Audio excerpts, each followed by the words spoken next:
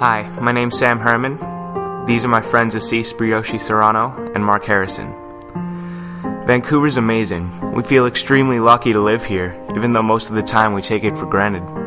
And as we look today out of our classroom window at the snow-capped mountains and the lush green trees, we think about another place in Vancouver we all know of, but avoid thinking about because it makes us feel bad. It's on the opposite side of town, so it's easy to put out of our minds.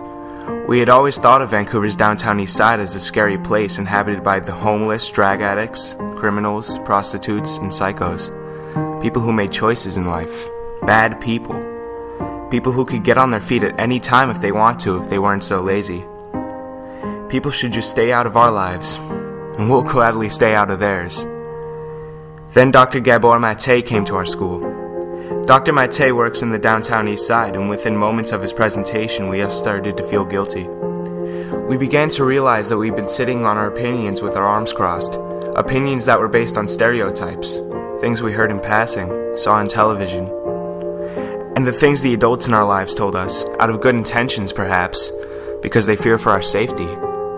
In 90 minutes, we began to open our hearts and our minds. There are scientific explanations for the downtown east side. People end up there because things have happened to them, things they had no control over.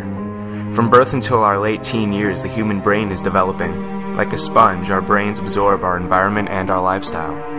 For example, if you put a newborn baby in a dark room for 5 years, their brains would not learn how to see, and the baby will be blind. In the case of the downtown east side, people have been exposed to abuse and neglect from early in life. And when they finally leave home out of desperation, or because they're kicked out, they believe the life they've been living is normal.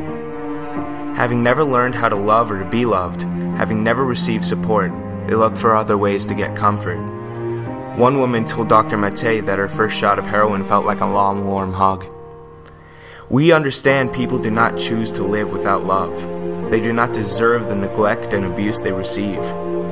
As cliché as it sounds, love is a vital part of all of our well-beings, and we all enter this world deserving love and support. We know now that we are obligated to spread the true word. This is not the dark side of Vancouver. This is a dilemma that needs to be understood. It is all our responsibility.